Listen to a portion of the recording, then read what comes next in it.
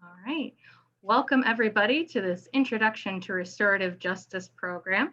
My name is Sophia McKissick. I'm a librarian at the Tompkins County Public Library. We are hosting this meeting here. Just a little bit of housekeeping. I am recording this session so that other people can see it who can't make it today. You are welcome to unmute yourself and ask questions as we go along, or if you prefer, you can put questions into the chat and I will read them out for Andy as we go along here. So just a little introduction. Andrew Prinzing is principal at Randolph Academy in Hamburg, New York, and a trainer with Erie County Restorative Justice Coalition in Buffalo, New York. Since 2011, he has used restorative practices in schools, courts, communities to build relationships, repair harm, and to prevent youth from penetrating the criminal justice system. Erie County Restorative Justice Coalition trains people to use restorative practices in schools, organizations, neighborhoods, and courts. So again, thank you all for joining, and I'm going to turn this over to Andy now. Very good. Well, I want to thank you, Sophia, and thanks, Michelle, for helping set this up. Before we get started I have an introduction to get us going. I first want to model how we use restorative practices. And so the first thing I'd like to do is I'd like everyone to think about what's one value that you need in order to be your best self. So that could, a value could be something like honesty or transparency or something that it could be something you need, or it could also be something that you bring to this group today. And we're going to model how we kind of establish a community building circle through this whole training today. So even before we get into introducing our names and who we are, I first want to just take some time to kind of set up the circle today. So I'll start. My name's Andy, and a value that I need from the group is belonging. When I feel like I'm part of a community, I'm more likely to take risks. And so I would like to, this circle today that we're going to have, I would like belonging to be one of the values. And I'll pass to Michelle. Yeah, that's not going to be easy for me. Making a choice is not ever easy, but I think inclusivity is what I value and bring, and open dialogue for everyone to make a choice to contribute. And I will pass to Dom. All right, I'm Dominique.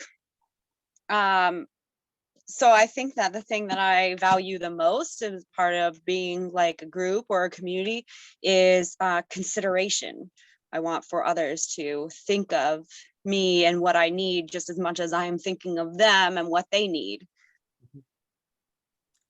And I'll pass to Rachel.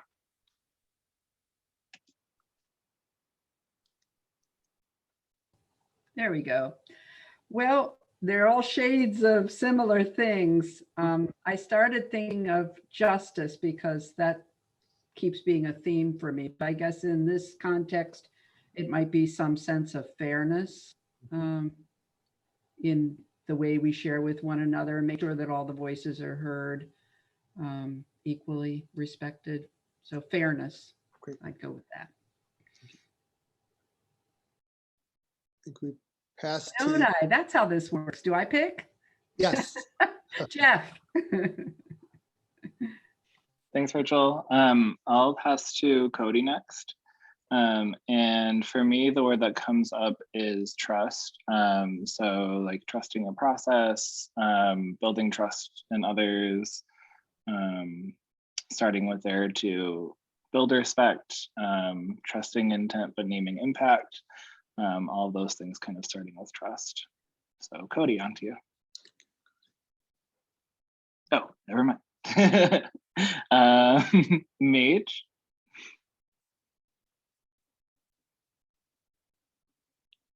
And has everyone had a chance to go?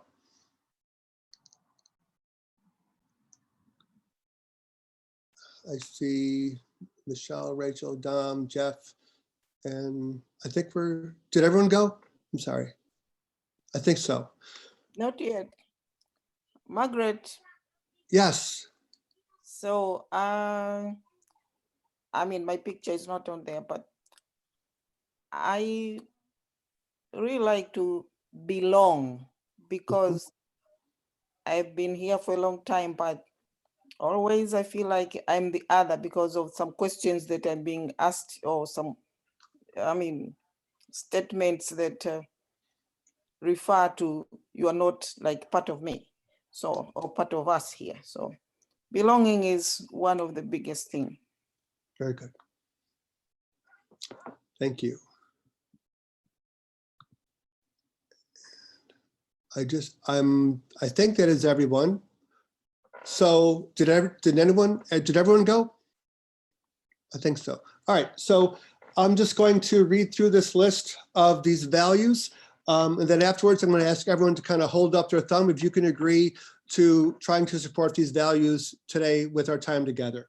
So we have belonging, inclusivity, consideration, justice, fairness, trust, and belonging. So everyone can just give me a thumbs up so we all can try to honor each other and help us be our best selves. And thank you. So the other thing I want to do before we get started, now that and it's important that we talk about the values of the group.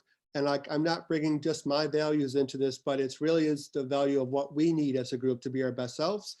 The other thing we talk about is just some basic norms.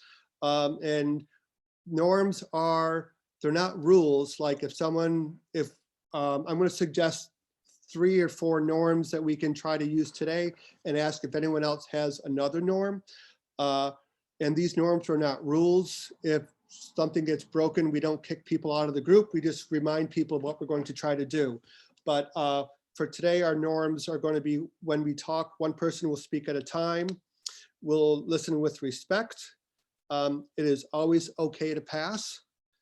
And would someone like another norm to add to our list of norms of how we're going to talk with each other today? I'll just read those again. Normally I would put those up in a big piece of flip chart paper on the wall, but just one person speaks at a time. We'll listen with respect to each other, and it is okay to pass. And can I just get a thumbs up or thumbs down, or if someone else wants to add another norm, please feel free to share that at this time. Good, good, good. Just because this is a training, I want to share that sometimes people will ask for confidentiality. And that's always, you can throw it out to the group. And depending on, like if you're a school social worker, or sometimes there are cases where you may need to break confidentiality if you think if you're like a mandated reporter. And so if someone is in the group and they are a mandated reporter, we need to be clear about when we might break confidentiality. So if you're working with youth or in a school setting and someone wants confidentiality to be a norm, it's totally okay. What we say here, we can keep together in this group, and what we learn, we can take with us. But if someone shares something personal, we want to respect the confidentiality of the group. And once, if we break confidentiality and trust is broken, sometimes it can take just a long time to build that trust back. So just be clear that if you're doing working with people and confidentiality comes up, that because of people's certain jobs, some people are mandated reporters. And so that's just something interesting to think about. But for today, confidentiality is not going to be one of our norms. And we're just going to start the training. One last thing I would like to do before we get started is I would like to do a land acknowledgement. This land that we're on is the original territory of the Cayuga Nation, a member of the Haudenosaunee Six Nations Confederacy. This territory is covered by the Dish with One Spoon Treaty of Peace and Friendship, a pledge to peaceably share and care for the resources around the Great Lakes. It is also covered by the 1794 Treaty of Canandaigua between the United States government and the Six Nations Confederacy, which would be the Seneca, Tuscarora, Oneida, Onondaga, Cayuga, and Mohawk. Today, this region is still the home of the Haudenosaunee people, and we are grateful for the opportunity to live, work, and share ideas in this territory. And also, before we get started, everything today, the objective is that we'll unpack, restorative justice and restorative practices. And I just want to say that these practices didn't come out of a college classroom. They really came from indigenous communities, whether it's, the Haudenosaunee or Native American cultures, African-American, Hispanic cultures. All these groups have used these practices. And I think it's, from personally speaking for me, my European background, we've kind of lost touch with some of these practices. And so I want to honor these cultures that have maintained these practices and that we can use these practices to build community and repair harm. I also want to say that, restorative justice, it's a buzzword right now, but nobody is starting from zero. You are all doing things to build community and repair harm. And those would all come under restorative practices. Today, my goal is that I can share what I've learned and hopefully bring some common language to some practices that people can use collectively and use in their community. Basically lay the groundwork for each of you to take what you've learned back into your own places where you work in your own communities. And if we can do that today, it'll be a big success. It's restorative practices. It's a very organic process and it can be messy because it involves people and relationships. But it's really something that for me, I've been in education since the early 90s. And it's the one thing that's kept me in education and still keeps me excited about working with people in schools and in communities. So I'm going to share my screen now. I have a PowerPoint presentation. Afterwards, I can get this to Michelle and she can email you the PowerPoint. So do not worry about taking notes. And the videos that we use today are also on YouTube. So if you want to share anything you learned today, you will have it with you. So don't feel stressed like you got to copy everything down, but please feel free to take notes. So I'll share my screen. Hopefully we can all see a PowerPoint.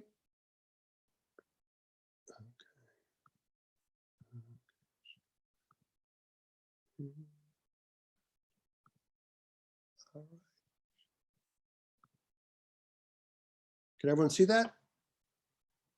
Very good. Okay. So this circle up on the left, Erie County Restorative Justice Coalition, it started 10 years ago with a group of people who wanted to use restorative justice practices with cases that were coming through our court system. I was excited. I was working at a school in Buffalo and I knew our suspensions were really high and I wanted to use restorative practices in my school. And we started a group of just volunteers in 2011. The coalition is still in existence today. It's thriving. In the past 2 years, they've worked in over 50 schools. They have a partnership with Erie County Family Court, and we have a local mediation center, the Center for Resolution and Justice, where we get cases from family court to resolve using restorative practices. And it's been an amazing journey. We have a collaboration with the University of Buffalo. And we have approximately about 35 volunteers that are working in different capacities and just bringing these practices into different places. And we, for the past 5 years too, we've also had a course taught in the University of Buffalo Department of Social Work for people getting their social work license so they can also learn these practices and bring them into their work.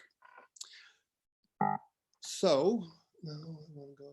Okay, so we're going to do a check-in. It's one of the first things we do, and this is more of our introductions. So the check-in will just be, you'll go around, tell us your name again, and a scale of 1 through 10. 10's fantastic, One is horrible, like worst day ever. And that's just where you are. And then what's an inarguable truth, which is one word that describes how you're feeling. And we call it inarguable because if I say I'm tired or I'm hungry or angry or happy, no one can say like, that's not true. So we just want to check in with one another to find out where we are. And then a couple questions like what's brought you to today's training? And then what's a show, movie, or book that you have recently enjoyed? So I would like to model again. I'll start and then we'll use the same order. Level 10, I'm about a 9. My inarguable truth, I'm excited to be here. What brought you to today's training? I got an email from Michelle about 2 months ago, maybe 3 months ago, about doing something in Ithaca, and we just reconnected. So I'm excited to be here and also thankful for the invitation. And a show I've recently enjoyed on Prime is Frank of Ireland. And it's a comedy. And for some reason, I don't normally laugh a lot when I watch, but this is one show that really makes me laugh and I've enjoyed it a lot. And I will go ahead and pass to Michelle. Hello, everybody. My name is Michelle Candela Jordan. I'd say I am a 10 today. Super motivated and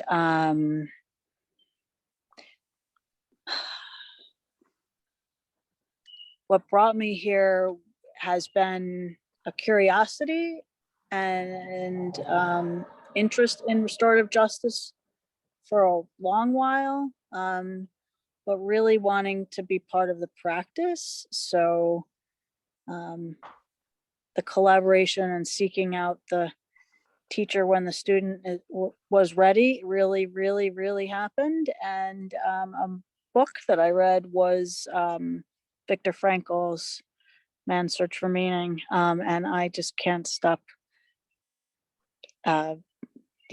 loving it and thinking about logotherapy. And so I will pass to Dominique now. All right, I'm Dominique. Let me see. I'm probably about an 8 right now, which is good. I think I'm feeling like pretty content, which is really nice because I've been through a pretty hectic week. So it's nice to just be relaxed and to be here with all of you. Besides Michelle's invitation to this training, what interested me about it or what brought me to it was just to learn more about what the discussions are surrounding restorative justice in the community, or like what kinds of actions people are taking, rather than just what we're feeling about it. And a recent book I've been enjoying, I can't remember the author, but he is the originator of the Humans of New York series. And a friend of mine bought me a book of his, Just Humans. And so it's worldwide, and it's a series of pictures with just a small quote about whatever it is in the interview somebody felt was important to impress upon people across the world. So I think it's given me a lot of perspective. I see that my friend's name is here, but I want to see if he can unmute his microphone. So I'm going to pass to Adam.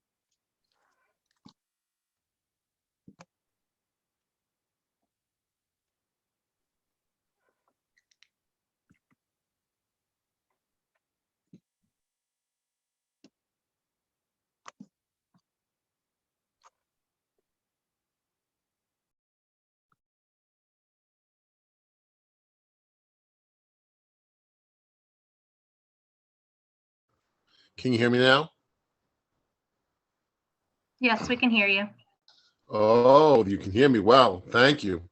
I'm probably about a 7 or 8 because I'm not that much of a tech person at all. So this is my first Zoom meeting, and I had to figure out how to slide on in here. And fortunately, thank you with the help of Dominique, I kind of made it somehow. I'm not sure if I can repeat it, but I did it. So there's a PBS documentary that I think the last episode is this weekend, but they may have run its course, about a progressive DA in Philadelphia. And that he comes from a place of being a defense attorney, worked with a lot of poor people in Philadelphia for years. He was never an ADA, and he came in and he's changing. He and his team are changing the way they do business, including looking at things like probation and parole and shortening them, and just a kind of different outlook on the kind of crimes that they will prosecute and not prosecute. And I'm sure that they are aware of restorative justice, and maybe that team could be someone, you know, and they have, of course, they're having a lot of resistance, you know, amongst the police, but also amongst the old guard about the way they do business. So that's been very interesting for me. And I guess one of my brothers is an attorney with labor on the side of the workers, and he just did it. He just told me there was some sort of case that he won, but I won't get into his details. But I might come back to you on the next meeting and find out. So, you know, it's all connected, and I love the idea of restorative justice. I'm not a very punitive person, and I think it's better to move forward and heal, you know. So sometimes justice looks like revenge to me, and I'd like a different way of doing it. And I know it's complex, and people's feelings are involved, and a lot of, you know, history is involved. But I think sometimes justice is sold to us as something that's looks a little different to me. So thank you. Right. Thank you. And we'll pass it to Rachel.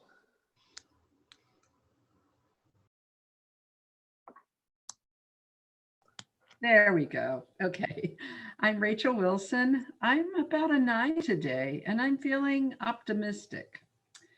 I was so excited when I just happened to be on the library website trying to figure out how I could go check out some books. And I saw this seminar, or whatever we're calling it. And I have about 25 years ago, I was trained as a mediator, and I worked at the CDC in Troy. And I was an AVP facilitator, Alternatives to Violence Project in prisons, and really involved and really just so in love with restorative justice and mediation, and the idea of just minimizing the hurt and helping people to find their way to some peaceful resolution.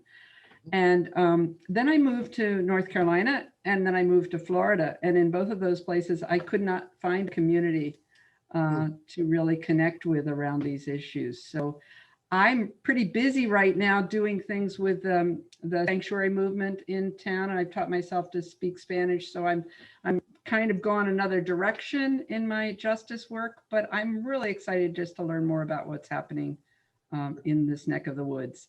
And a podcast, I've been enjoying podcasts lately. And one I just found that I'm loving is called History That Doesn't Suck. And it's about American history. Each podcast tells a story. It enters into the history through stories. It's very engaging and fun. And so I recommend it. Anybody? History That Doesn't Suck. That's my new thing. Oh, I don't know who's gone. I'm sorry, I can't see. Can you, Andy? Yeah, we pass to Jeff. Thank you. Great. Hi, everyone. My name is Jeff. I use they, them pronouns. On a scale of 1 to 10, I'm about an 8, I think. Also feeling excited and connected. What brought me to today's training? So a friend passed along the link to this from Twitter. And then I'm over the past couple of years, about 7 or 8 years or so, I've been a facilitator, trainer, circle keeper in restorative practices and restorative justice. And it's always great to see other folks and learn from everyone as like a larger community. So I'm really excited to learn with everyone here. And also kind of like what Rachel mentioned, also looking for some local community. I moved here a couple years ago and just really excited that other people in the Ithaca Tompkins area are also excited about this. So that's awesome. And then as far as a book, I just started Stamped from the Beginning yesterday by Ibram X. Kendi, and getting into that. So learning and unlearning a lot right now, but grateful to be here. Thank you. And is Cody here? I don't think Cody's able to participate. All right. And I think we had a few new people join since we did the last go around. Okay. So Well, let's go to Margaret and then the new people.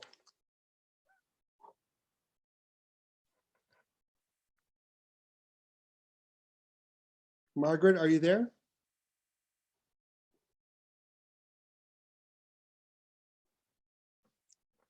Or someone else who's new who just came in the room? We're just doing introductions. I could go. I came in late, sorry. My name is Fazili. Right now I'm probably about a 5 on the scale of 1 to 10, just because I have some like headache and physical pain going on. But I'm excited to be here. Feeling excited and a little tired. And I've been interested in restorative justice for a few years, about since the first time I went into a prison to volunteer. Actually a book that I've been reading, We Do This Till We Free Us by Mariam Kaba, about prison abolition. That is a book I've been enjoying, and also part of what brought me here, because someone in my book group, book club, mentioned this training, and I'm glad that they did, because I didn't know it was happening. So thank you. And I think Heather hasn't gone yet. I could pass to her. Maybe. Uh-huh.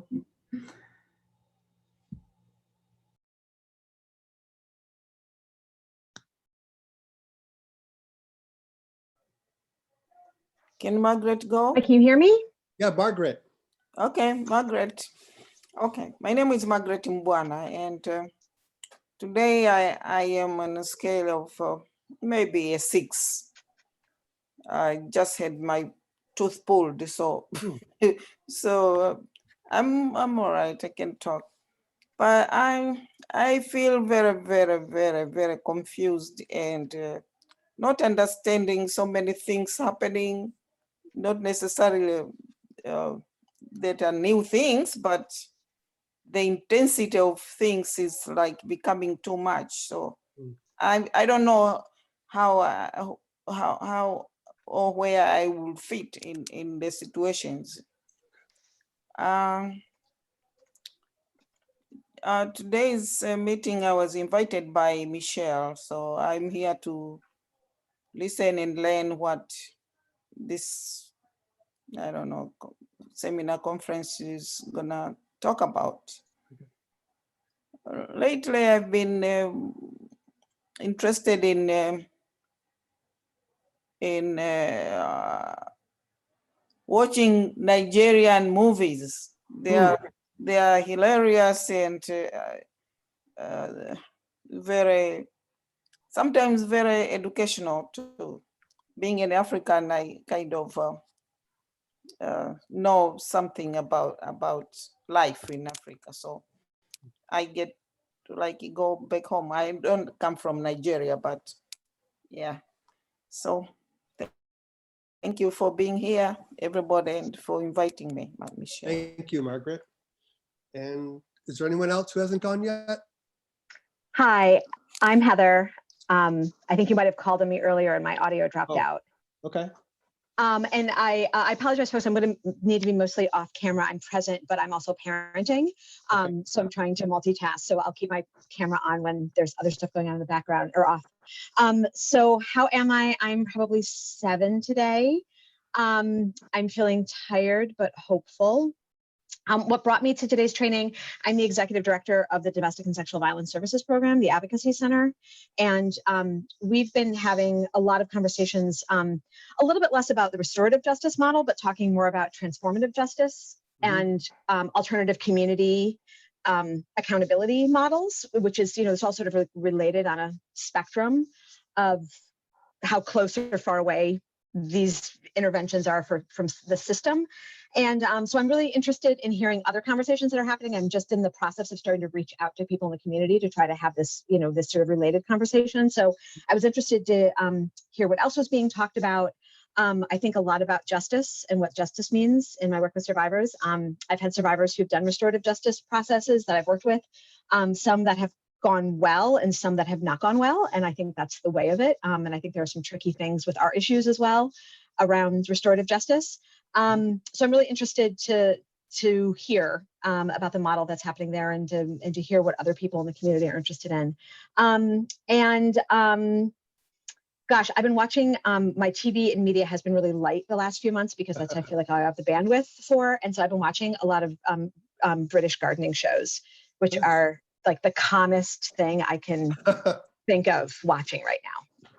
Yes, thank you. All right, is there anyone else? I'd like to go. Yes. So I'd say I'm about a 9 this week. It's been a pretty good week for me. I'm feeling pretty content about my life. I came to this training because I was approached to Michelle about hosting the meeting, which I'm happy to do. I'm the outreach librarian at TCPL. And so this kind of work is always interesting to me. I've done some outreach at the Tompkins County Jail as well, which was unfortunately interrupted by COVID. But I've definitely got an interest in this. And I've been reading The New Jim Crow by Michelle Alexander, which definitely has given me a perspective on our prison system in general and how it is not particularly effective at what it purports to be. So seeing different models of justice is something that definitely interests me, and moving away from the penal system is something that I want to learn more about, and also just being engaged with the community, something that I want to do. Other than that book, I have been rewatching the Lord of the Rings movies recently, which is taking me a little while, but it's a good time. They're old favorites. So yeah, I'm happy to be here. Very good. Thank you. I think that's everyone. Unless there's someone else who joined the room. Okay. So thank you, everybody. Just a few things. What we just did is a simple check-in, and whether you work in a business or in any organization, every time we meet with people for a staff meeting, we could do a simple check-in, and it's a way of supporting one another and just checking in with one another to find out where people are. Often when we come together in groups, we get right into work and we never stop to ask how we are doing as a group of people. And when someone checks in, like not everyone was a 9 or 10 today, sometimes just checking in, if I'm a 2 or a 4, everything we do in a circle is an invitation. And so for a check-in, when people check in low, it's an invitation for the group to support that person. So in schools, when kids come in on a Monday morning and some kids checks in like at a 1 or a 2, like the adults and the kids know that that is someone who might need some more support that day. And just with a simple check-in in 5 minutes, our classroom or communities can become places of support. I also want to point out a couple of things. The 2 questions, what's a show, movie, or book? That is a relationship type of building questions. Those are always easy to ask and answer. It doesn't take a lot of deep sharing. But what's brought you to today's training is a more, we call that like a value question. And just think of it, it's a deeper question. It requires more sharing. And so when we're working with people in the beginning, we ask a lot of relationship building questions. Like, for example, if you have one superpower, or if you could go visit a place, ask those types of questions. And when people shared the books or movies they were talking to, we were all making connections with each other. And so those relationship building questions are just ways to bring a group together. And the value questions, which are harder to answer sometimes, that just takes some time in any group to develop trust. But that's the goal, is to make these communities stronger. And it takes time and practice to build trust with people. So I want to move to my next slide. What's not letting me change? Here we go. Okay, so restorative practices are based on principles that emphasize the importance of positive relationships as central to building community, and about processes that restore relationships when harm has occurred. So I think 10 years ago, when we started this work in Buffalo, we were all talking about restorative justice.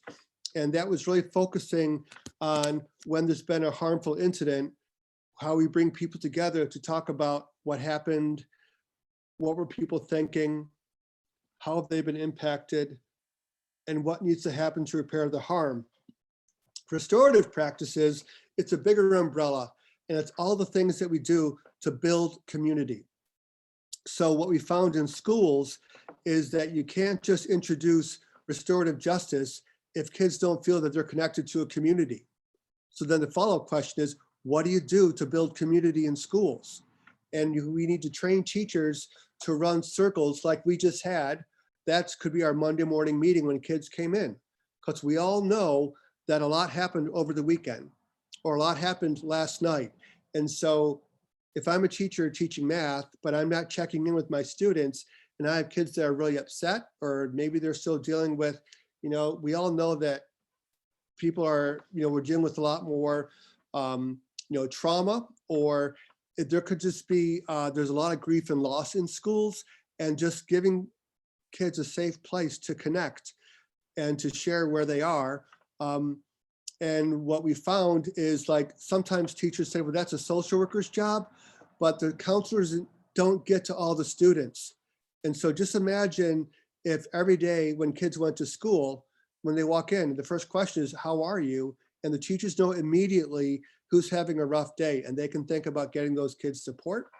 And what we found in our schools in Buffalo, when we do this, once you start a circle practice, if the teacher misses it, the kids will say, hey, we didn't do our check-in. So it really becomes a fundamental part of a weekly practice in schools. And so we're using now restorative practices as a bigger umbrella to talk about all the things we do to build community with youth and with adults. Oops.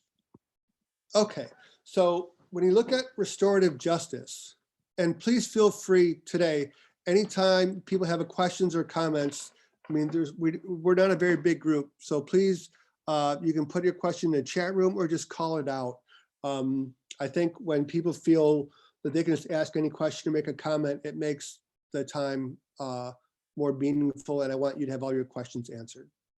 So when you think about restorative justice, I think this graphic is just, if you think about traditional justice, looks at what law was broken, who broke it, and what punishment or what's the consequence. So if we think about an example of, if there's, vandalism, or and think of any kind of crime, if maybe police are called, if the person's caught, that person might go to court. And then a judge is going to assign, or probation, they assign a consequence.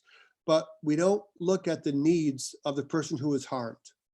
So if we're shifting from traditional justice into a restorative model, the first question is, what harm was done?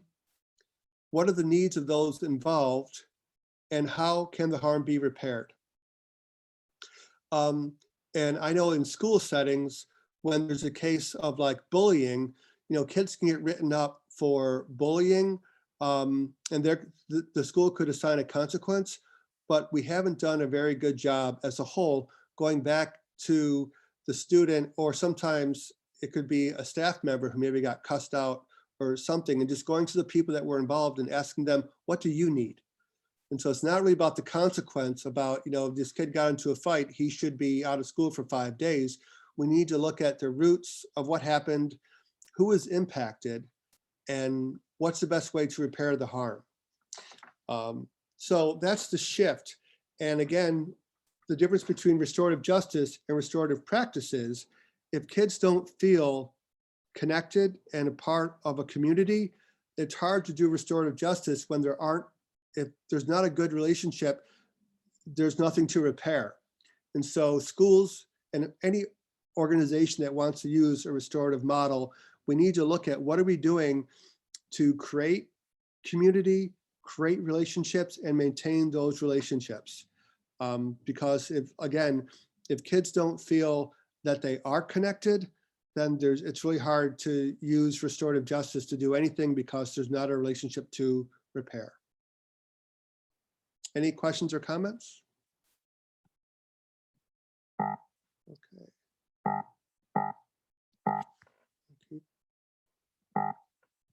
For some reason, I'm having a hard time. Here we go. All right. I'm going to show there's 2 graphics that that demonstrate restorative justice or restorative practices. So this model, and actually, I know, Jeff, you're using this practice. You've probably seen some of these things too, so please feel free to chime in. This first graph it's called the social discipline window. And if you look at the vertical or the up and down axis, it's all about control. And the horizontal axis is all about support. So if we want to show what we're trying to do, first let's look at the bottom left box. This is not, when there's no control or no support, we know that behaviors don't change. And so this would a case of example of when, there's problems and there's no expectations and there's no support to help change behaviors. Now, if we go to the top left, where we have high control, but low support, this is where we find a lot of like what schools have, or in the community, like 0 tolerance policies, 3 strikes, you're out. In schools, for example, some schools may have a policy in their code of conduct. If you get into a fight, it's automatic 5 days out of school to a superintendent's hearing. It's quick, and the focus is on, we're gonna have high expectations for behavior. And when those expectations are not met, there's a quick consequence. And that has been very punishable. When I saw this, I think of when I was growing up, my dad would say, we're going to have what we call in the military a one-way conversation. I'm going to tell you when you screwed up. I'm going to tell you what you did wrong, and I'm going to tell you what you need to do to fix it. And whether it's, if we look at this graphic, think about, maybe you could think about your parenting style, or you could think about what was your experience growing up, how your parents were, or maybe when you were in school, or what organizations you belong to, what was the model for, promoting behavior. So we know what the punitive model is. If we go to the bottom far right, where we have a lot of support, but no expectations for control. And this is where we have permissive style of social discipline. And I think just made me think a lot of times where, in my experience, I work in schools. So a lot of my examples come from schools.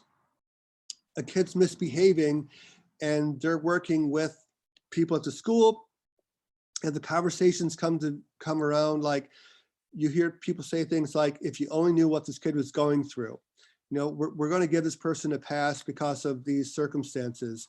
And so we do have a lot of support, but the expectations for behaviors to change isn't very high. And so we don't see things improving. And it is only when we have expectations for behavior, high expectations and supports, that we're in this with box, where we're finding solutions with people, and where we find ourselves being restorative. So I actually have this graphic cut out and taped next to my phone. And whenever I'm working with parents or working with staff or students, and I can tell they're really upset, this is a reminder for me that I need to slow down and include them more in finding a solution. And I need to increase support. And it just takes more time to work in this upper right-hand corner of this box. And, as a parent or a husband, or as, someone who is a principal, I would love to say that I'm always in this upper right-hand box, but it's really only on my best days. If I'm doing something, working very quickly, multitasking, I think it's only human nature that we fall into these other categories. But we just need to remind ourselves that the best solutions are include the right people, like having conversations, and to try to promote the best expectations with the right supports where I can be fully restorative and to find the best solutions. Okay.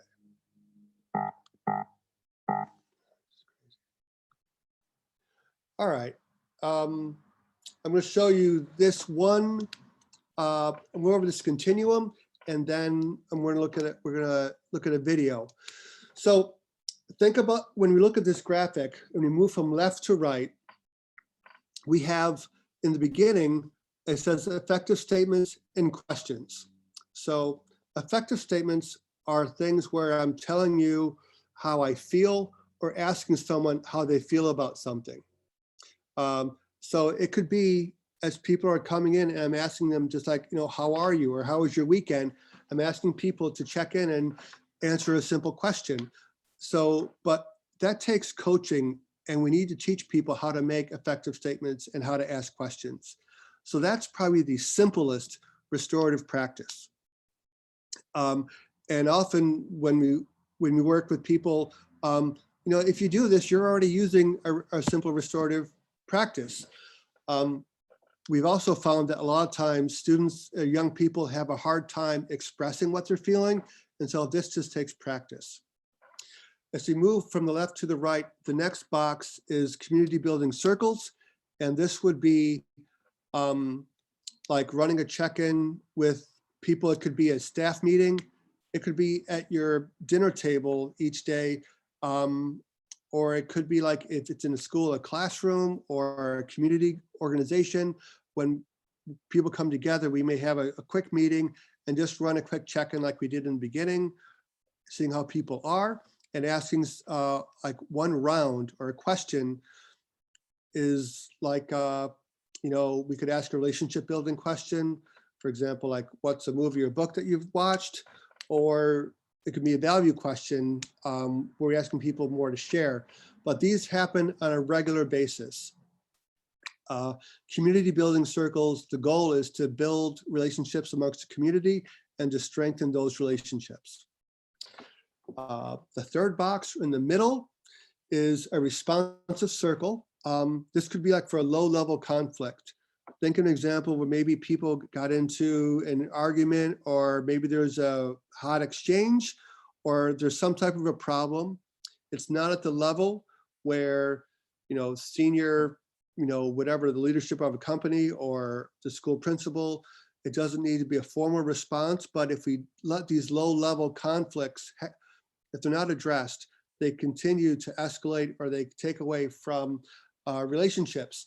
So a responsive circle could be just bringing people together and talk about, hey, something happened on the bus this morning. Let's bring 4 or 5 people together. Let's talk about what happened.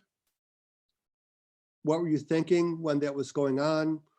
How were people impacted? And how do we fix it? And responsive circles are things that happen in my school every day. We probably do 3 or 4 responsive circles every day at my school, and we try to prevent small conflicts from escalating into bigger conflicts. Probably the biggest source of conflict, often kids come in and they're telling us what's happening on social media, and we want to address how kids are hanging out and what's being said on social media, and we have a lot of responsive circles around things, how kids are communicating using different social media platforms. Any questions on the first three?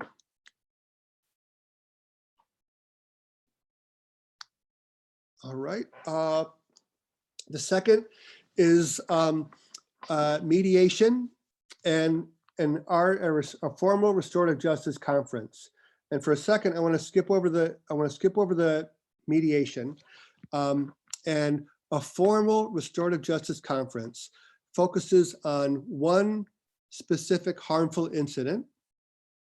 And it's a very formal process where we use scripts and we read from a script when we meet with people. And we meet with the person responsible for the harm and the person who was harmed, and they both get to choose support people to come with them for a meeting. And it's a completely voluntary process. But the goal is to repair the harm. And in order for the conference to happen, the person who's responsible for the harm needs to take responsibility and want to repair the harm. So it's if you go from left to right on this continuum, the thing, an RJ conference takes the most time. For one incident, you could spend 3 to 5 hours from start to finish trying to resolve a really serious incident. So the difference between mediation and an RJ conference, we could take the same incident of, let's say, for example, in the community, there's a fight or there's an assault. If I can get the people to take responsibility for the harm and they want to repair the harm, we can have a conference. But often in schools, what happens is kids will say, I'm not sorry for what I did, or if this happens again, I'm going to do this again. And we can't have a conference, but I can still use a process called mediation where we can talk about what happened and create a plan for kids to be safe. If we use the example of like a fight or an altercation, we could put things in a mediation agreement where both parties agreed not to talk to or about each other, and they could agree to give each other physical space in the hallways. And so you could create an agreement for mediation where they don't want to necessarily repair the harm, but that agreement could allow them to come back to school. And so that's an example of, it's not the ideal in this case, it's not a fully restorative justice conference, but it still could allow both parties to come back to school and feel safe. And that's how mediation, well, we see how it fits into a restorative practices continuum. So any questions or comments from what we've covered so far? We've spent a half hour with our introductions and about a half hour with these two graphics. So I want to take some time and see if people have any questions or comments. This is Rachel, and I do have a question, but I'm not sure if this is the right time to ask it. The term transformative justice was introduced a while back. I'm not familiar with that term, and I don't know if that fits somewhere on this continuum. If you could just kind of quickly address that for me. Well, I've heard the term, and I know there's a body of literature around it. I think I could say it's definitely related to this, but I'm not sure how. I have not read enough about transformative justice. I think a lot of it makes me think of, there's also a lot of work around the term of like nonviolent communication. It's also closely related, but I'm not sure how they are different. But yeah, transformative justice, I think they're very closely related, but I'm just not sure. I have not read enough. Okay. Anyone Fine. else? Thank you. Yep. And can I just jump in really quickly? So I think I'm the person who introduced that. This is Heather. So I'm still learning as well. And also people are also using sometimes terms to mean similar or different things. And so I think This is still pretty fluid area. I think there's probably, if we did like a Venn diagram of like restorative justice practices and transformative justice practices, there would be overlap.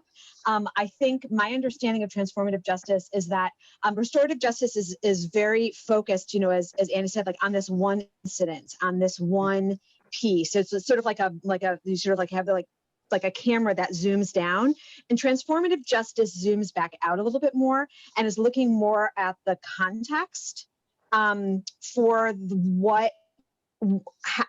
that prompted that incident. So it's looking at the sort of more of like the socio-ecological, like what's happening in that person's life, in the community, and also looking to the community, however that's defined. That could be family, school, community, for some of those solutions versus the interpersonal solutions. So I think there's some really gross generalizations in that, but that's my basic understanding of how they both overlap but are also separate. Thank you. Thank you. That's clearer for me now. Thank you. Any other questions or comments?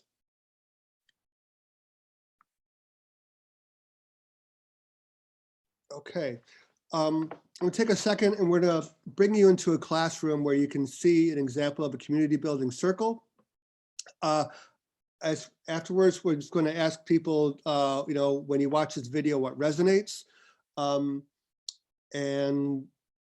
I'll bring it up. And if you just want to make a quick note, if you want to watch this video afterwards, if you go to YouTube and just Google Oakland Restorative Justice, you'll see this video would come up. And I'm going to take and this is a 9th grade class.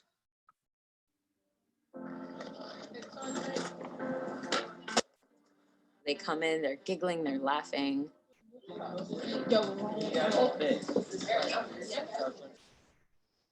And there's just like a lot of kind of like giddy, intense energy. Coming for what? Circle and their relationships with each other actually kind of like quiet something in them and allow them to be more present for each other.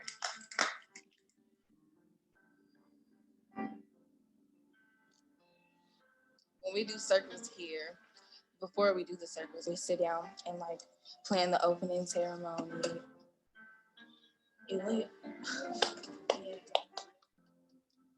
My great hope is to laugh as much as I cry, to get my work done and try to love someone. And I have enough courage to accept the love in return. Maya Angelou. In high school, especially, like we don't have enough, you know, connections with each other. Sometimes, you know, everybody just all focused on the work and, you know, stress at home and stuff like that. And circles create a space where people can talk about their feelings, about how they're doing home life. Now we will review our class values. The first one was being open. The other one is respect. We share our values to respect each other and stuff like that, because, you know, we all are still humans and people get sensitive sometimes. So we're trying to make sure, you know, that everybody feels comfortable and doesn't get their feelings hurt. Okay, now we will share an object that relates to hope. I have my I Heart Being Black bracelet because I hope that everybody is proud of who they are. I got this play to win thing from a boyfriend, and we exchange bands all the time. And this brings hope because, like, it just keeps me going. My mom made this necklace for me, and it represents hope because she never had time to do anything for herself. They're being asked to be vulnerable to a group of people, which is kind of like antithetical to what it's like to be a teenager, which is what's the best way to hide right now. So the first thing that I do is I share as deeply as I possibly can. I feel like if I can share deeply and from my heart and listen really attentively to other students, they're looking at me to see how I'm behaving. I have you guys give me a lot of hope and stuff like that. Our advisory is like a family. I've been through police brutality, tragedies and stuff like that. And instead of me being depressed about life, I know I can come in and talk to my community. They understand. And most of the time, if it's something I'm going through, they've probably already been through it before.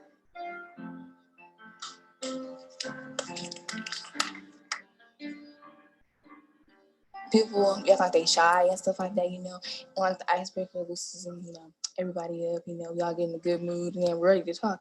The wind comes and blows if you live in, oh. The wind comes and takes anyone whose shirt is black. The wind comes and takes anyone that likes to play basketball. Anybody who has headphones. Anybody that lives in East Oakland. If you're wearing shorts.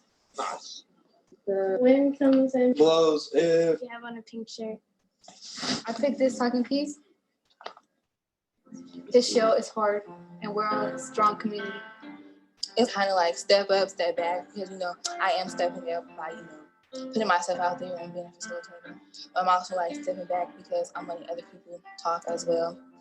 What's good about being a teenager? You get more freedom now. You get to know people really deeply. if you look back on your childhood, you realize that there's certain things that you couldn't do when you were that age. You get the taste of being an adult. Man. So yeah, you're like I mean, I find it balanced to be serious and be funny. If we're saying something that's, you know, sad, hold the regular circle. So, I mean, really somebody has to say something to make the circle, you know, bring back to life, because if it's sad, nobody's going to want to talk again. And sort of like letting the circle alternate between serious and light. We can laugh in certain moments. We can allow this to become lighter so that we also stay more resilient in the circle, and laughing with them is really important. And it also shows I respect all of who they are. What's hard about being a teenager? Sometimes you just want to do stuff that you think you're ready for, but then when really you're not, and you just want to grow up too fast sometimes. when you're a child, you know how you're always so happy and stuff like that. Now you're a teenager and you know what stuff's happening in the world and like you feel sadder. I don't remember being happy. Like the closest time I remember that was when I was like 6. So the one thing I hate about being a teenager is like you can't be as happy as you were as a kid. I remember really wanting to leave home from really the time I started high school. I had to just like sit with it and wait until I was old enough to leave the house, even though I wasn't necessarily ready. Well, I have more responsibilities now. Take care of my little brother, family members and everything. So it's really hard right now. You have to learn how to say things without getting in trouble, or like the right way how to say it without like getting an attitude. Before I came to Midwest, I didn't have no self-control. Like in class, I was a class clown. Like, and I never listened to my teachers. Getting suspended, I never cared. And every time I got a phone call home, I used to lie and say, "She lying. I never did that." When I'm in a circle, I feel opened up. The circles is a part of me treating people better because I see how people are when people open up, and I see how they're treated, and I know I wouldn't want nobody to treat me like that. They come into the room with 9 years of experience of this is what kind of student I am. And I just think that's the power of a circle. You are exactly who you are as you are in relationships with your peers. Someone who she doesn't get to be most of the time. You can control yourself. You don't need nobody to tell you to stop. You know if you right or wrong. If you could change one thing about being a teenager, what would it be? Everyone should have a mentor, not only by your schoolwork, but like what goes on in your house. They're wondering why teenagers are like becoming more and more obese, and it's because they don't feed us healthier foods. School should be more interactive because the best way to learn is hands-on. They still see us like we're little kids, but they don't know what's going on in our minds. They don't know if we're maturing. What are the things teenagers can do to make a difference in their lives or others? Think about things twice before you do anything. That was my lesson learned. Because if I would have thought about it the second time, I've probably never been in the trouble I'm in. Don't be so negative. Once you're negative around people, like people get negative too. If you're positive, then everybody around you going to be more positive, even if they're around like their household is negative. Her ability to build relationships with her peers, to allow me to know her more deeply, to allow other people to help harness her energy of this is the kind of student I am. I think it's allowed her to stay here. So we're gonna do the closing ceremony. Because you have an opening one, so why not have a closing one? I mean, you know, like you have to close it out with something good. Mm-hmm.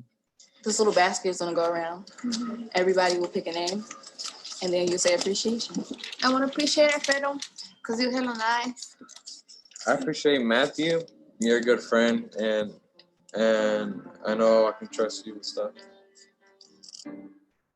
I want to appreciate you because you're really nice and you're really fun to hang out with, and you did a good job leading this. I appreciate Sarah because this whole week and last week, Sarah's just been making me laugh, and like she just got a good attitude, and she's like so helpful. She helps me whenever I need help.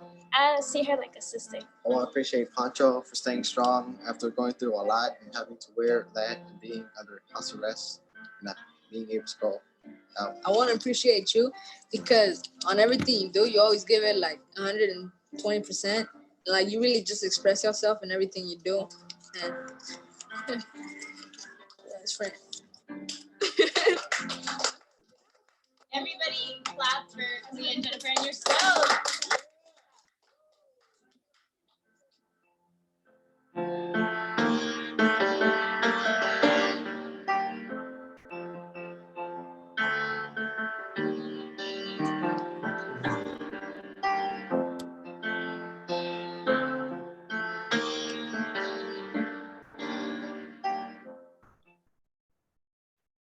Okay.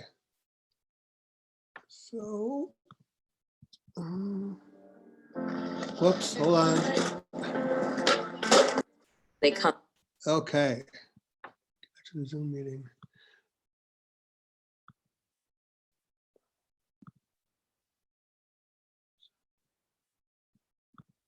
Okay, all right. So let's take a few minutes just to process when you saw the video, what resonated with people, or any questions or comments. But that would be an example of a community building circle that kids would participate in at least like once a week at school. I can go first if that's okay. Two things stood out to me in that video. One was the girl who was talking about how she used to not care about getting in trouble, and she would lie and say that she didn't do those things, and how that circle really helped her open up and be vulnerable to other people, and to really start to empathize with other people and understand how her actions affected the people around her. I thought that seemed like a really significant change for the positive for her. And that little closing ceremony they did it at the end, where they just said their appreciations for everyone.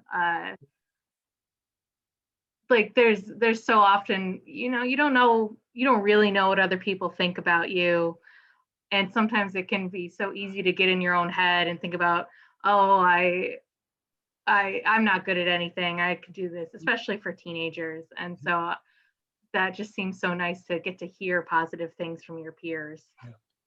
Yeah. Thank you. I'll go if that's okay. Yeah. Yeah, on that on the closing comments, everybody commenting on what they thought about the other students or how they appreciated each other. Like, I'm a little choked up, I have to be honest. It was really sweet. And a lot of what they were discussing is not anything new. We all have been in those groups, but every time it just still feels just as important, just as emotional, sentimental. So I really hope that we can see a lot more focus on that in our education going forward, and stop focusing so much on just absorbing content and realize that the conversations that we have with each other are the education, more so than anything. Thank you. Everyone saw, oh, I'm sorry, really quick. Everyone saw in that circle how when the kids were snapping. So when people are saying things and you want to show your agreement, if you want, you could, give a heart thump, or you could show some snaps. It's a way to say, yeah, I'm right with that. So okay. I'll put it back to the group. I'm sorry, I interrupted somebody. No, that's fine. I think what strikes me watching that is how authentic it felt, and how authentic the vulnerability that they were expressing felt, and how, having worked with youth, knowing that doesn't just happen. like that there's a lot that goes into creating the kind of environment where anyone can be that kind of vulnerable, but particularly youth, where developmentally, I think it's just harder, and particularly youth that have experienced, you know, whether it's individual or systemic oppression as well, you know, and how important it is that we're creating spaces for youth in our community where they can have that kind of authentic vulnerability, safe vulnerability, both with peers, but also with safe adults. And that, like, that doesn't just happen. I mean, when it does just happen, it's beautiful, right? It can't just happen, but like that, we have to like build that really purposefully into our communities. Yep. Thank you.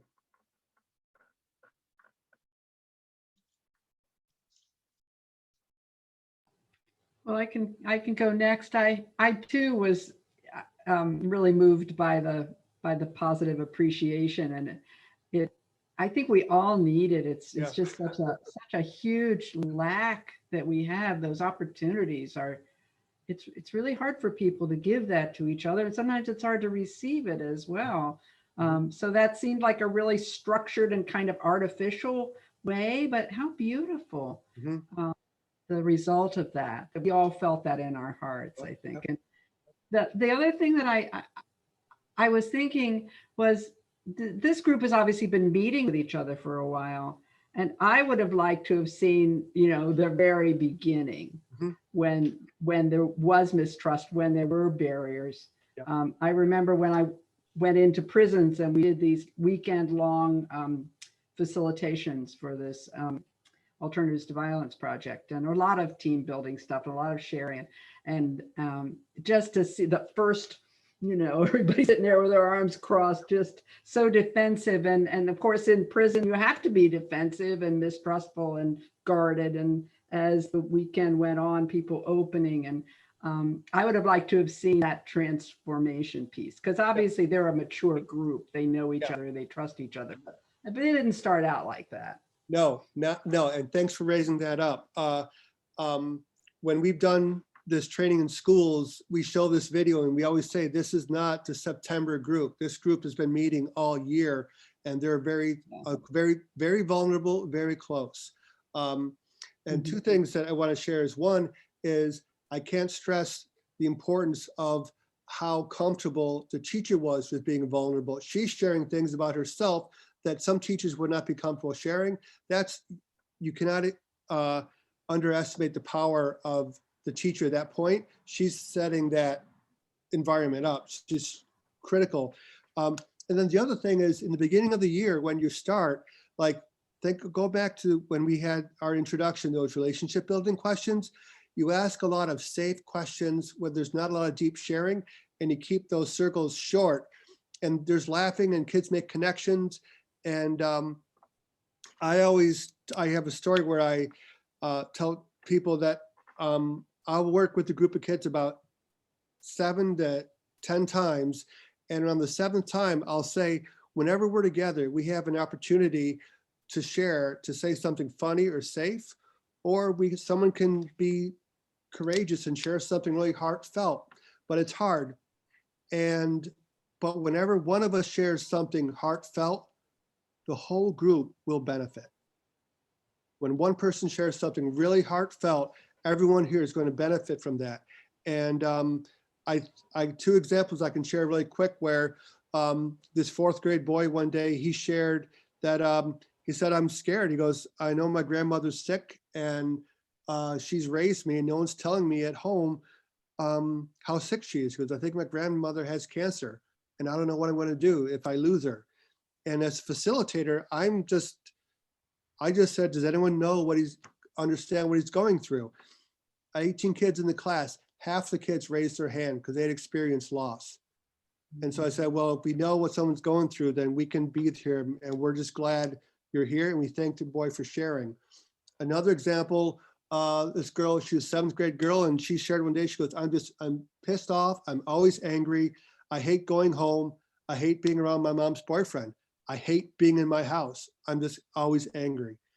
And again, I'm this old white guy facilitator. I'm like, I don't know. I just said, does anyone know what that's like? Literally half the kids in the class raised their hand because I knew what that stress was like. And so that one sharing, that person shared where they were, and that was an invitation for those kids to support her. And I think once kids experience that, they're not going to let go of that. They realize that this is our chance to give and support each other. And when kids are in positions where they can support each other, they hold on to that and they don't let it go. And it becomes real really quick. And I've never, in the beginning, I hear a lot of giggling. A lot of kids say, I don't want to do this, or I'm going to pass. But if you stick with it and let it go, and sooner or later, someone's going to share something and it's going to click. And it won't, I mean, we want to model being vulnerable, but you can't force it, and it takes time. It's not we don't live in a safe place for kids. They shouldn't trust openly. So we just got to take the time to invest in them and let the process take care of itself. But it is hard work, but the payoff is incredible. And my experience in high school, I never had that opportunity. And it was hard for me to learn how to express myself. So we can see for these kids, they're getting that on a weekly level. And one more thing I want to say, that for those kids in that group, if there was a problem with those kids, imagine if they could come together and talk about what happened, how easier it would be with them, because they were so used to talking with each other and being real. And so I think the weekly practice of doing this with kids, it builds their capacity to express themselves and to listen and hear from each other and know what that's like. And if we're not practicing with kids, then it's hard for them to engage in conversations around harm and conflict, because we're not giving them those opportunities to practice. So, you know, that's the big shift between restorative justice and restorative practices, is what are all the ways we can do to build people's capacity to listen to each other, to express ourselves, and to support one another. So, and I want to put that, again, does anyone else have anything they'd like to share about the video, or any questions or comments? Well, and might have some of this has already been said, but yeah, I was just struck by like the power of vulnerability and the transformative power of that, including the teacher being vulnerable and sharing, and how that breaks down the structure of like authoritarian, you know, the way classrooms are typically run, and how much more effective it is when it's done that way. Even just physically changing it to a circle. Yeah. Just changes things, because you're looking at each other's faces, you're connecting instantly more. And then, yeah, just all of those practices I think are more effective, both for building, you know, emotional intelligence and also, you know, learning just in all ways. I think it adds to that. So yeah. Thanks. Thank you.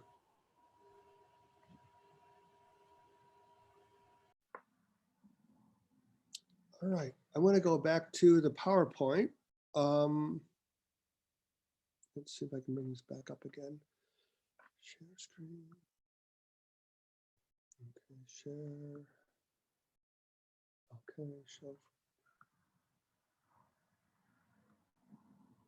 Okay, so, all right, so now let's get back into some of the rationale, like what's the push behind restorative justice or restorative practices.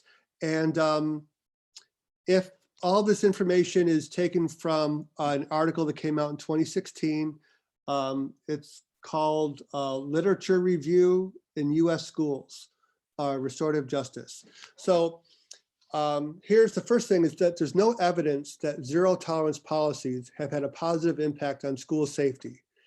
And again, zero tolerance policies are like 3 strikes, it's automatic. If this happens, this would be the consequence. Only thing that zero tolerance policies have done, they've doubled or tripled suspension rates that we were seeing in the 70s and 80s. And we've created a school to prison pipeline from zero tolerance policies. And what's interesting is zero tolerance policies were started in Colorado. The first state to legislate zero tolerance policies for codes of conduct was in Colorado after the Columbine shootings. But Colorado was also the first state that took a look and said, this isn't working. We're just pushing kids away and pushing kids out of schools with these policies. So Colorado was the first state to start looking at those and starting to move away from zero tolerance policies. But in New York State, we still have a lot of schools that use zero tolerance policy that's in their codes of conduct. 2, we know the Office of Civil Rights reviews all suspension data.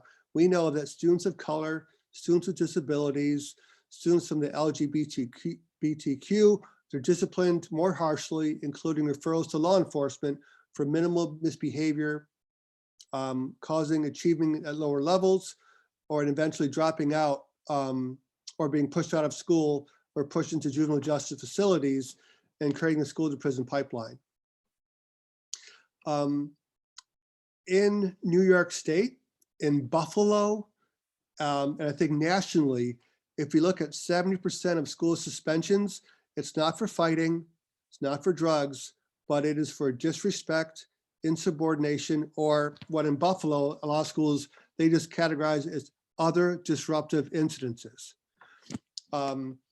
So some background, in the 90s, there was something called SAVE legislation, and it talked about how teachers have the right to remove students for being disrespectful, unsafe, or hindering the instruction for other students.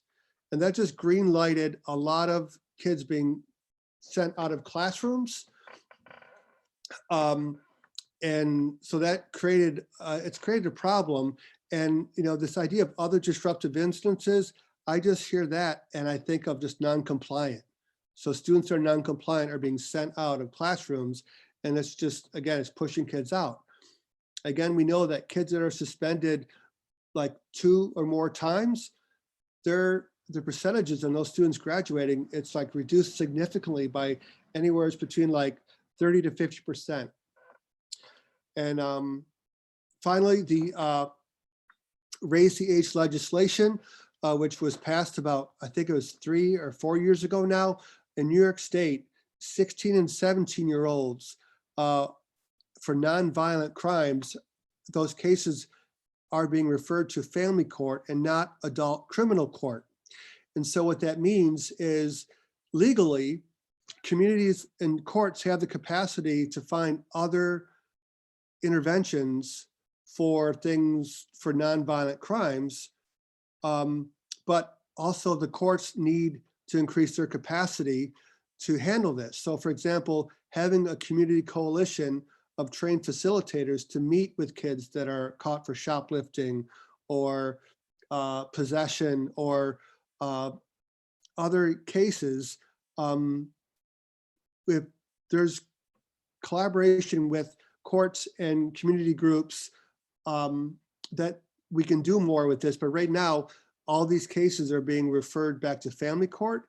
And so there's a big push now for different communities to build more capacity to handle some of these cases. One more thing that isn't on here I want to mention is in the past 20 years, more schools have used school resource officers. And so they have police in buildings. And they're often are being called for incidences, and it's led to an increase in school arrests.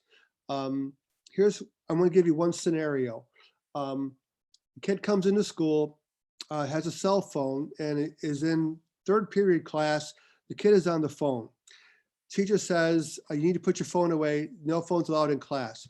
And the kid who is on the phone is like, no, I'm good, or ignores the teacher. Now the teacher is going to raise her voice and say, hey, Andy, I said, put your phone away or you have to leave the class. And the kid says, fuck you, I'm not going to give you the phone. Now the teacher calls down to the office, I need a kid removed from class for being disruptive. Well, the school resource officer, whether calls up to say, you need to come out with me to the classroom, kid says, don't put your hands on me. And the police officer does what the police officer needs to do and brings the kid out. And often this case of a phone is now leading to a kid interacting with the police officer. And every school resource officer that I've talked to, they'll say, that's not our job. We're not there to enforce school discipline. That was never the point. And it stresses them out just as much as anyone else. So like, I don't want to say it's horrible that we have school resource officers, but if we could take the kid out of the classroom and have a conversation with the kid and the teacher about what happened, you know, the teacher can use like an effective statement. It says, when I'm teaching and you're on your phone, I'm feeling disrespected or something. It gives a kid the opportunity to say, I wasn't trying to disrespect you at all. Maybe I'm just trying to find out what's happening at home, or maybe I'm trying to find out about this post that's on me, but usually we can prevent it escalating into a student having to be sent down to the office. But without a relationship with the student and the teacher, and without interventions in the school to handle that, you know, again, you know, school resource, we've had an increase in school arrests that we didn't have in the 70s and 80s. So these are all reasons why there's a big push for restorative practices and restorative justice. When schools are suspending students at disproportionate rates, they get a letter. I mean, this is being monitored by the Office of Civil Rights. And when it's really bad and the disproportionality is above like the national average or state averages, schools can even lose part of their Title I funding, which is their federal funding. So there's a monetary incentive for schools to look at suspensions, but we also know that we have serious problems around race and culture and treating inequity. So, I mean, that's why in the past 20 years, restorative practices have really been lifted up as a way for schools to address some of these issues. And that's why you're seeing it talked about more and more in schools across not only New York State, but across the whole country. I want to take a moment and let that people process, or if you have other experiences or questions or comments, anyone want to process?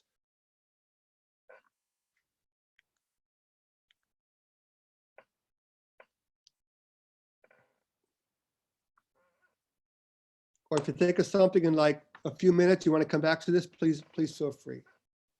So that's the rationale of why there's this big push for restorative justice. Here's a couple pictures. This is the career tech classroom in Buffalo.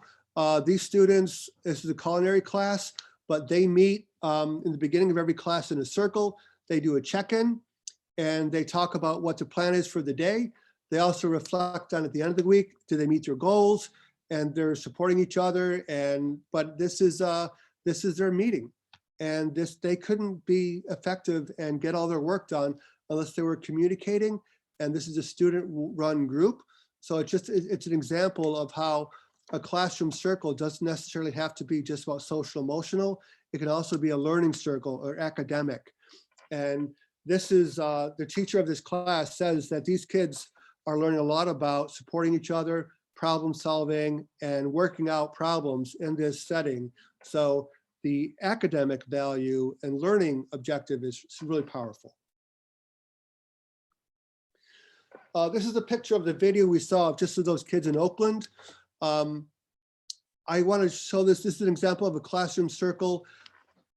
We can talk about general things too in a circle. For example, we wouldn't single out a specific harmful incident between students and the whole class.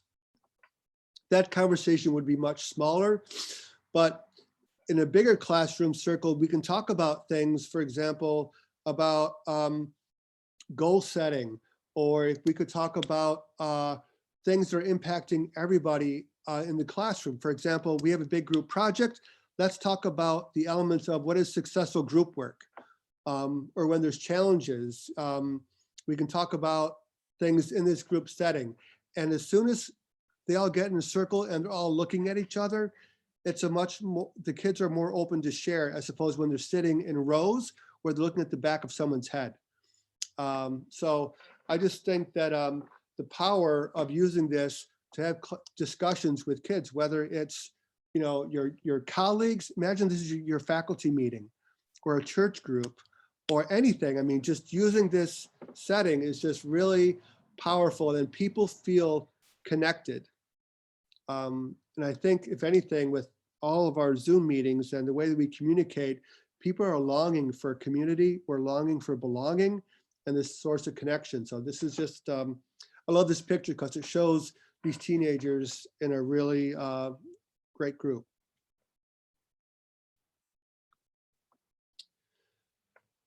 A typical circle structure, whether it's for community building, we're responding to a conflict, or even a formal conference where we're dealing with a significant harmful incident, we always have a facilitator leads the meeting. We like to have 2 facilitators, so we're co-facilitating. Using youth as facilitators is super powerful, and they love having that opportunity to be leaders. We always want to review our values that students create, and these are their values at the beginning of every meeting, because we need to teach that we're going to bring these values into this space. So for our values today at the beginning, we talked about inclusivity, consideration, justice, trust, belonging,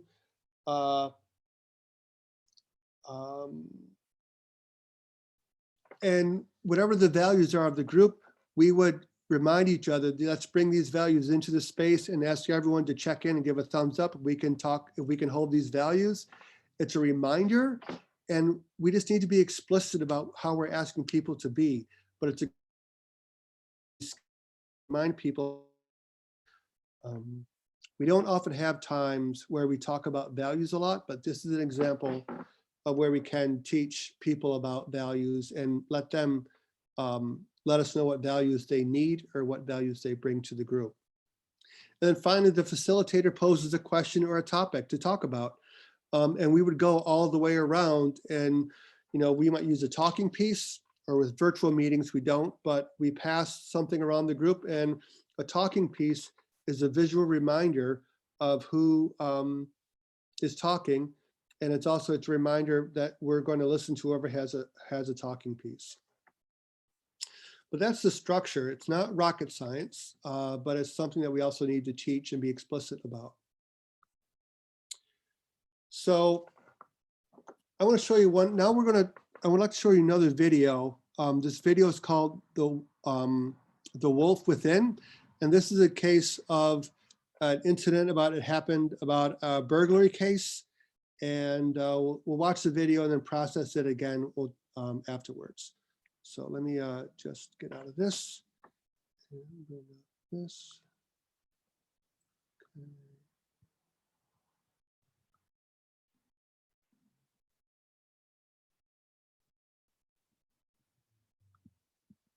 And the one gentleman has a strong accent, but I think it'll just give you a few seconds to get used to it.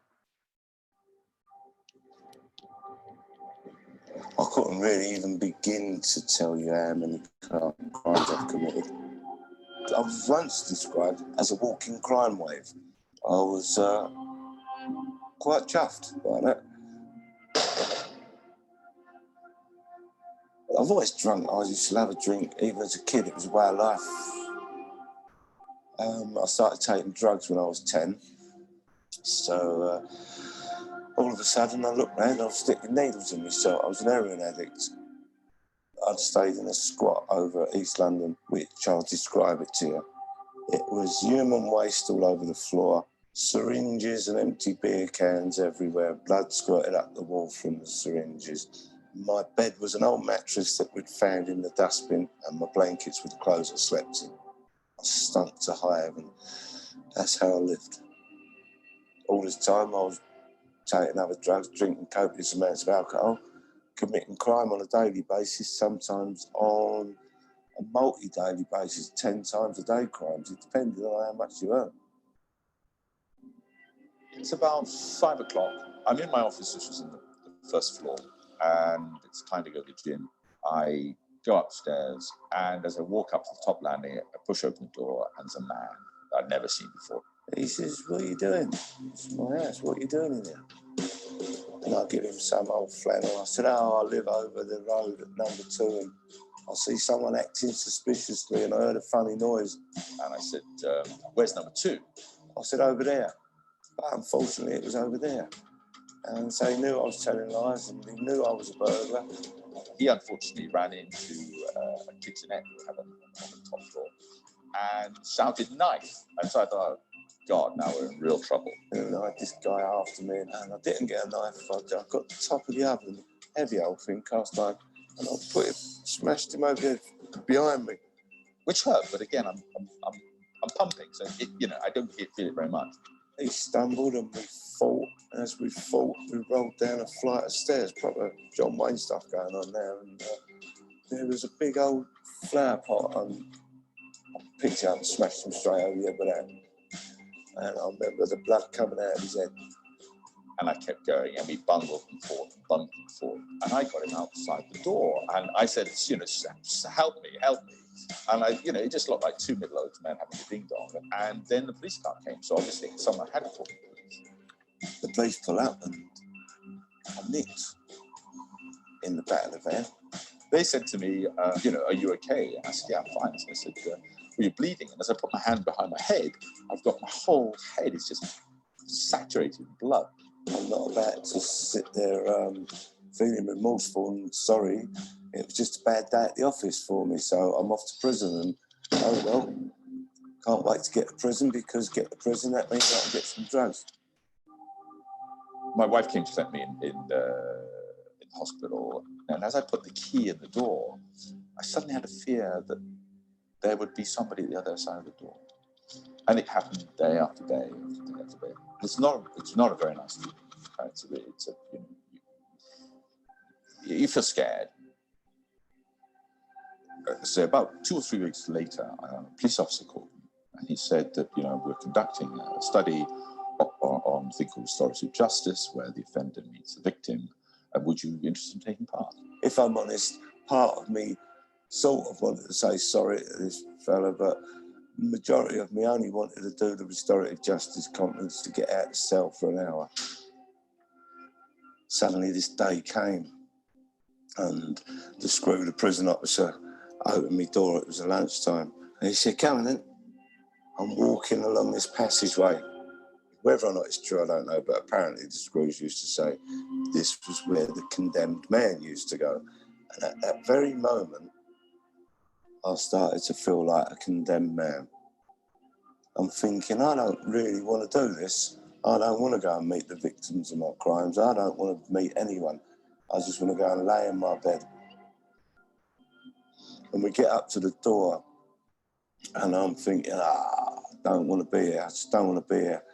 Just as I went to say it, the door opened. And there is a guy I fought about 2 months earlier, and he's in this sort of prison garb and looking really sheepish. And, I'm beginning to think, what the hell are we doing here? But anyway, it's going to happen. Whatever it is, it's going to happen. So here we go. So I started going on about the poor old me's and how I've had an hard life, and giving all the social spiel, because all my life, that's what I've done, give social spiel to probation officers and social workers. I thought I had everyone eating out the palm of my hands. He's just going through the movements, just going through the same old lines, the same old trite. And I'm beginning to get very, very, very, very.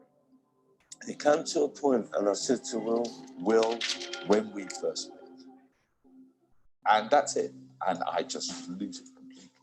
And he started listing all the things that I've done. And he also started listing his feelings. And it comes out like a fire hydrant. And I said to him, we didn't meet at some bloody cocktail bar. Listen to you broke into my house. You destroyed my one belief that I had, which is my ability to protect my family, my house, from people like you. And you did it in one fell swoop. I never knew it made people feel that sad, angry, bad, depressed, isolated, guilty about things I'd done. I didn't know. Peter was just, it was like a train hitting him. You could see that God, I've done this. And it was like a flow of emotion started coming out. And I never realised it. I just never realised the damage I'd done. I never realised the harms I'd caused. I never realised how many people it affected.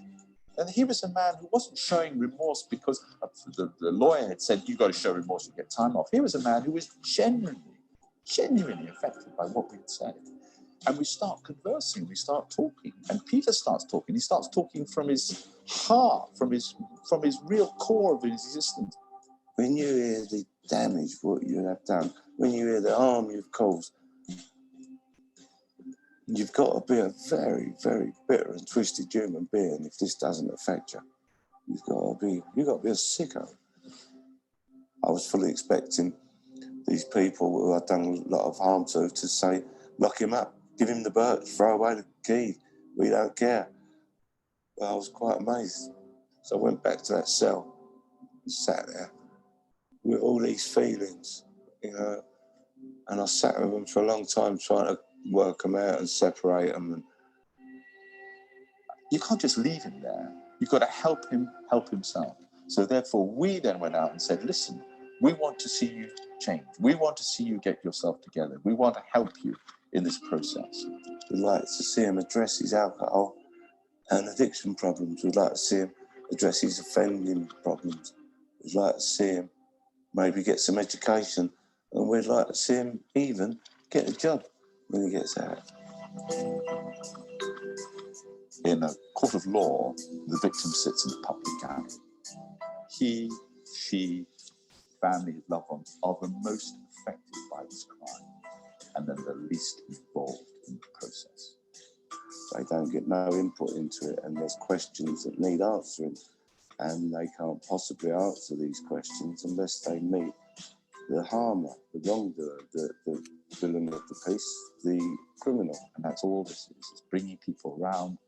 I wouldn't have to be a prison table, but I mean, it could be anywhere, and having them saying, well, why did you do that? You know, do you understand how that affected you? Do you understand how that affects others? Ever since we first met, we continue to meet. We have become, both of us, utter converts to restorative justice, to restorative approaches, to bringing offenders and victims together. Because of that conference, it initiated change, it implemented change. I implemented change, but it sort of gave me the kickstart I needed. You know, I can't express gratitude enough for the Restorative Justice program, and I've got to leave it there for a minute.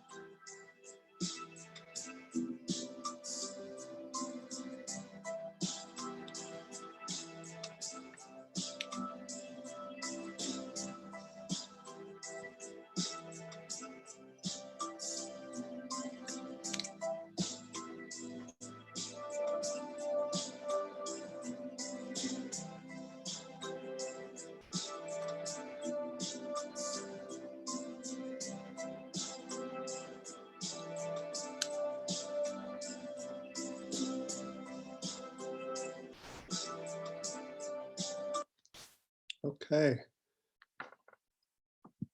Same thing. Let's go back.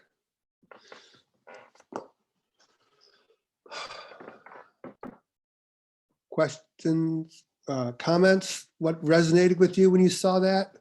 I think my goal is that I wanted people to see, you know, the huge difference when you talk about restorative practices as community building, and then restorative justice is really about a specific incident. And I wanted you to get some of that emotion so you could, but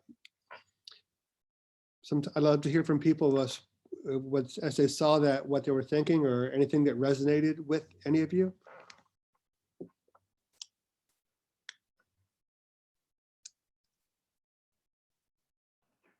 I'll just say that given the past several years in the news and everything you see, I guess I've developed a certain level of cynicism with regards to how willing people are to hear that they've been wrong, that they've done something wrong, that they've hurt somebody, and like willing to really sit with that and accept that and like want to do better. But so it was kind of amazing to me to see how Wolf talked about, like, it's basically as soon as he heard, like, as soon as he was confronted with actually having to face the harm and the effects of his actions, it was something that deeply affected him and eventually led him to change his whole life. So yeah, if this restorative justice process can really cause people to change their lives and turn their lives around, that's just amazing. Thank you.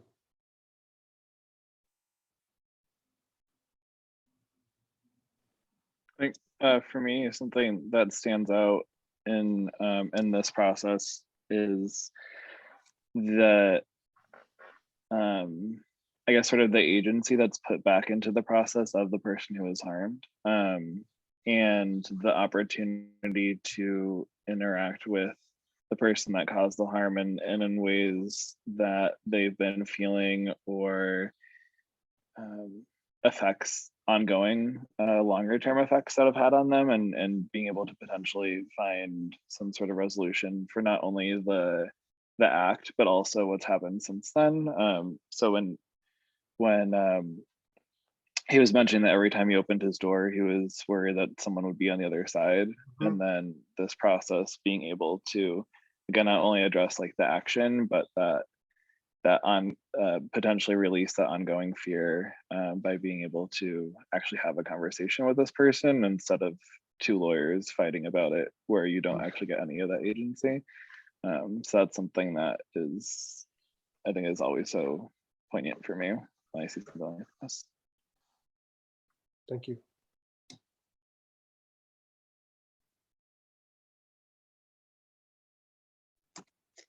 Yeah, to elaborate on that, I feel like that maybe it's wrong to say that, you know, if only the victim benefits and not the perpetrator, that, you know, that maybe that's just as well. I mean, it's obviously not, but if someone is the victim of a crime and they go to court, let's say, and they and all of maybe their family members get to make a statement to a judge and a jury to, you know, and then it's somewhat indirectly heard by the perpetrator and doesn't affect them a great deal, I don't feel that like the victims have release of those fears. Like if they don't feel actually heard by the other end, or there's no potential that like they're connecting with them in any way, then all of those fears and things that were created, like feeling someone was on the other side of the door and things, that none of that is like quelled in any way. But if you are the victim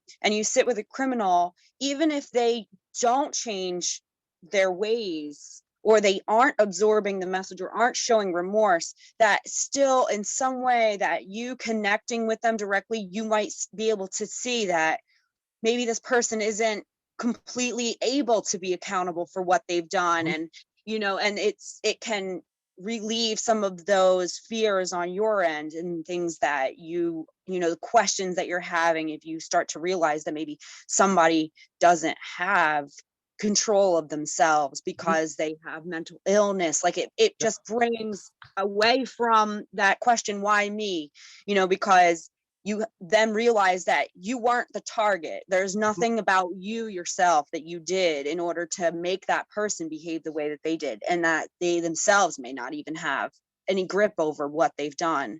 And so it still creates a better connection and brings more justice to the victim, even if it isn't a complete process the way we would all hope for.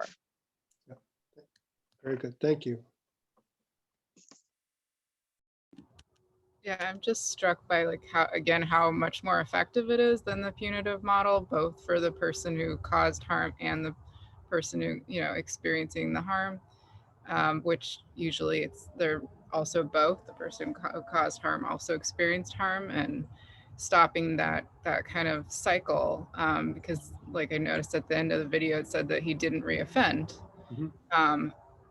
You know, usually that rate is really high for the punitive model, really, really high, because it doesn't work. So I just, yeah, struck by, and like people have said how effective it is as far as transforming the harm. Yeah. Thank you. I'm always amazed, excuse me, that like when he talked about not wanting to be like sitting in the hot seat. So I have a story where this 7th grade boy said something really inappropriately, very sexually graphic to a 7th grade girl. And when the parents found out about it, you know, the boys, the girl's parent called the school and said, we want to meet with the kid. And so, we have to have the other parent there too.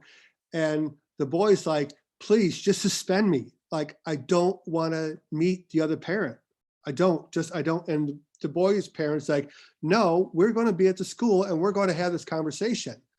And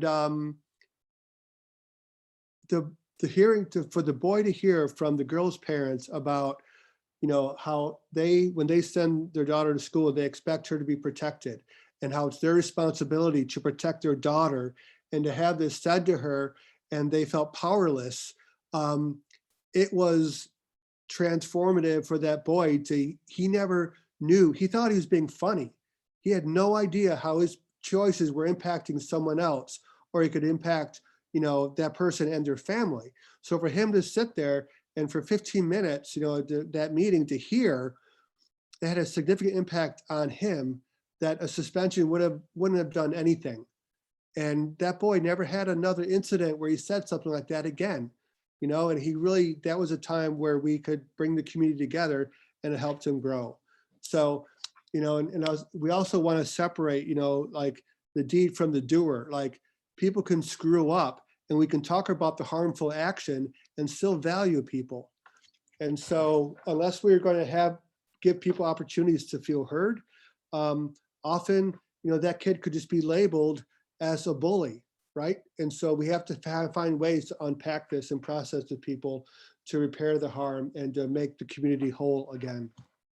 So, yeah, Rachel. It makes me think about the idea that we treat so many people as if they're expendable. And in Indigenous communities, there's the sense that we need everybody, all hands on deck. We can't really afford to lose anybody because all the gifts are important. And that is just such a different way of being. But yeah. Thank you. Mm.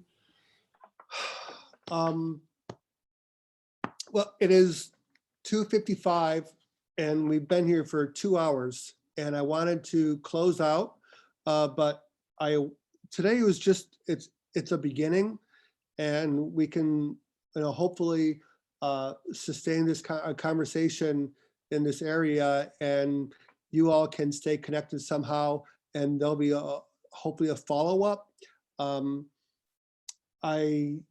I think in Buffalo, what we did is we found a group of volunteers who agreed to meet for 6 months, and we got some more training, and we were able to go to the Department of Probation and Buffalo Police and the family court judge, and said, we have a community group that can offer this as a support. We're trained facilitators, and we were able to get cases in partnership with our local mediation center, which in Buffalo, that would be, in Ithaca, it's CDR, there's a Community Dispute Resolution Center. Francie is the contact there. I know they were interested in this conversation today. And I know that I lived in Ithaca. This is a community that has always been progressive, and I think restorative justice, it fits so well with this community. So I'm excited to be here today. We can just kind of close out with final thoughts from the group. And then again, I'll send this PowerPoint to Michelle so she can send it out to you. And I want to thank you for your time. And it's been an honor to be with you here today. Any closing comments, or can we just kind of, I'll give people a chance to wrap up with any closing thoughts?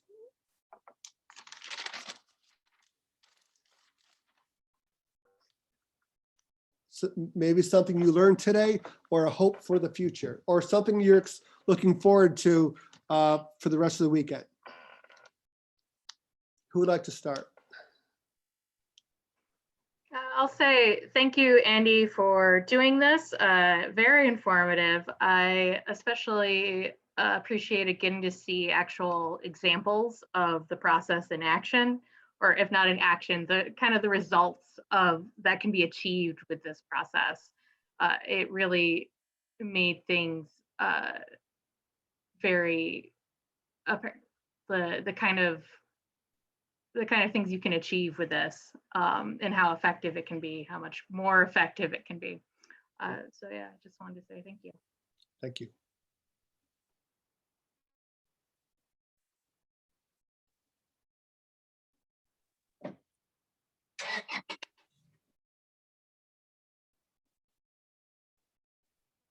I just like to say thank you to everybody, especially Sophia and Andy, because yeah, this is just incredible. And I hope that we do stay together and in touch and connected, and we can form that community group, and we do. And I'm really looking forward to it. Thank you.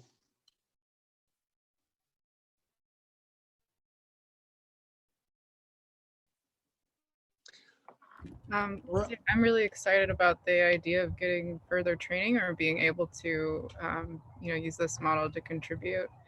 So I'm a little unclear as to whether we would need to individually follow up somehow, or if an email is going out, or how that would happen. But I would really be interested in, finding out more about that. Thanks. Yeah, it's, I think Michelle is going to follow up with Sophia. We'll be, an email will follow up. And if you want to stay in touch, we'll send everyone an email about future opportunities to learn more and to keep in touch with what's going to be happening over the next 6 months. Okay, thank you so much. Thanks. All right. Well, it's 3 o'clock. I want to be mindful of everyone's time. Again, I appreciate your time on the weekend. It's been an honor, and we look forward to future conversations. So have a great rest of your weekend, everyone. Take care. Thank you. Thank you so much. All right. Bye. Bye. Thank you. Yep. Bye.